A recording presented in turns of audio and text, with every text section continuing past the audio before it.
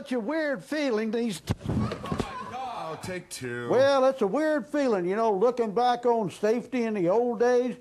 Can you imagine how difficult it was to work in manufacturing or agriculture and all those other industries that didn't have no safety program? Well, there they were, fast-moving businesses with a lot of hard-working employees, but they didn't have many safety programs. Businesses certainly didn't want workers injured, but there wasn't much to go on in those old days. No one had much experience in safety, so they just sort of learned on the job, so to speak. If an employee became injured, well, they carted him off to the hospital, had the doctors patch him up, and hopefully he'd be back to work in a short period of time. The worker wanted to get back as quickly as possible, because if he wasn't working, he had a tough time eating. No dinero. Well, after a while, companies began to develop safety rules and regulation because everybody knows that history has a chance of repeating itself. If someone was injured, why not try to find out what happened so corrective action could be taken to prevent future similar accidents? Well, accident investigation worked fairly well until the word got around that if you had an accident, you were out the door, unemployed, gone, history. Some people got fired immediately. In many companies, this attitude was soon changed to finding the cause of the accident and then fixing the problem that helped create the injury, not necessarily firing the employee who had the accident.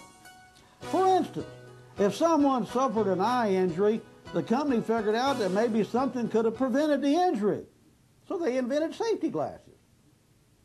Why get rid of a good employee when a pair of safety glasses would be much more economical and easier to use?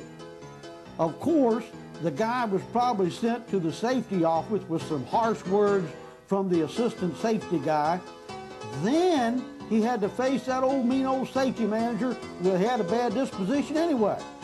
Now, he made sure this guy remembered the company's safety policy by providing him some retraining through the company's safety display machine. They didn't have no videos in them old days. Now, I suspect that employee was given a significant emotional event during the retraining process. Now, you can bet this incident was mentioned in the next safety meeting. You notice how the employees are paying attention to the training session? That's one guy keeps staring at the camera. He looked like he swallowed a Haswhopper or something. Now, you can see how the business of safety created a new industry of safety equipment. Stretchers, Band-Aids, gloves, safety shoes. The list goes on and on and on. Next came record keeping. You know, them bookworms that maintain accident records and matched them up with other businesses. So there'll be some statistics to help these engineers and others develop work rules and design equipment that could possibly cut down on accidents in the workplace. Well, it didn't take a rocket scientist to figure out that people who keep falling off of tractors need something to help hold them on, such as a rope, side rails, or seat belts. Now, vehicle operators were causing a lot of damage and were soon counseled to be more careful.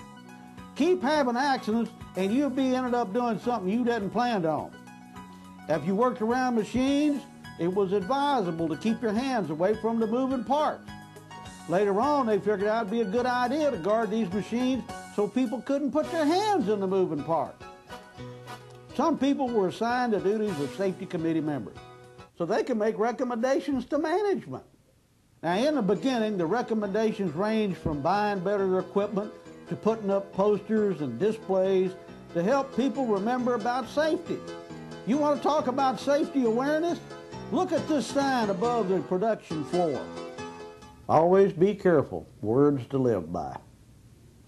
Soon, safety became fairly important, but it still wasn't a high priority. After all, if someone got hurt, they'd just get another body to take the injured person's place. Now, later in the Industrial Revolution, the government got involved with safety to a lesser degree. They primarily were concerned with counting the dead and keeping accident statistics. One thing we haven't mentioned is people, real people. In yesteryear, they didn't have a lot of information and very little training, much less any safety training. It sort of showed up in the way they did things at work and even when they weren't working. It's fairly easy to say that if you walk out in front of an automobile, there's a likelihood of being a statistic. Sometimes when they carried an injured employee off the production floor, getting on the stretcher was the worst part of the deal. That's just the way it was in the old days. No fault of the company or the people. That's just the way it was. Sure, they try to find ways to protect employees, often requiring machine operators to take off their ties and roll up their sleeves before starting work. However, in this case, safety glasses weren't available or the guy forgot to put them on. They implemented machine guarding on those machines that were really dangerous. Look at these employees working with saws. They were required to use push sticks, which is still a good idea today, but also the use of guards on saws is now required. One company even used a roofing machine to help protect roofers from falling off or through the roof. Now you can see here, all the women working in the facility have on hairnets, but the supervisor ain't wearing one. My goodness. Now you can see the supervisor actually working, but he's got a rip in his pants. I know it's hard to believe, but even supervisors made mistakes in those days.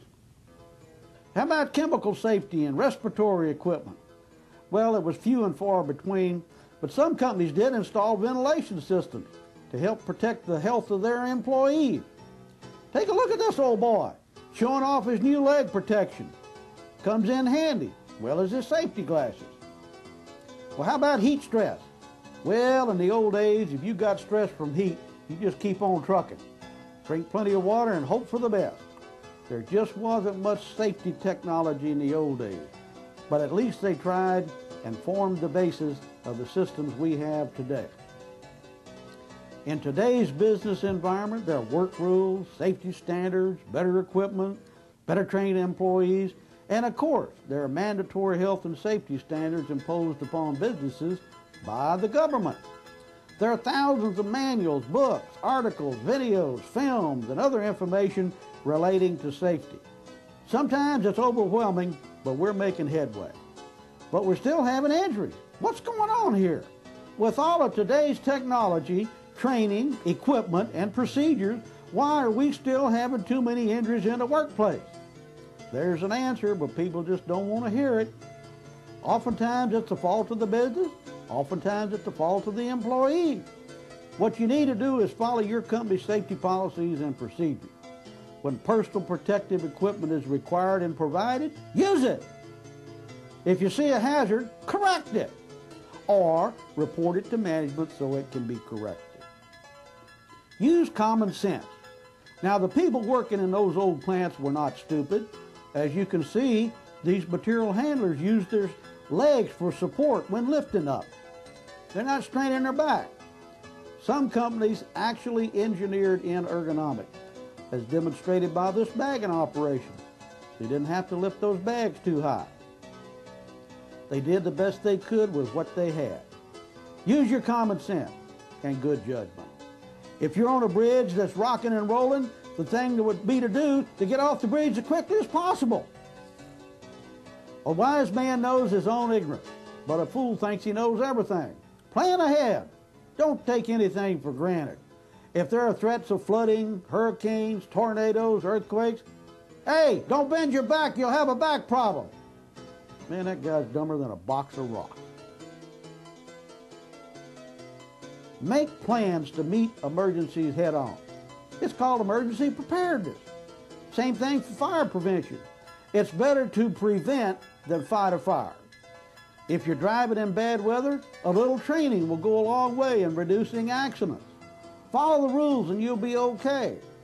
Of course, if the emergency strikes, such as a flood, follow your emergency preparedness plan. You'll be okay. Now, help new employees by providing them safety orientation training before they begin work.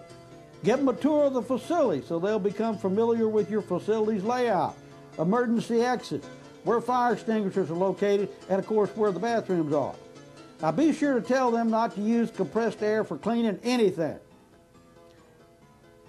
Hey, it's a hard, cruel world out there. Be careful.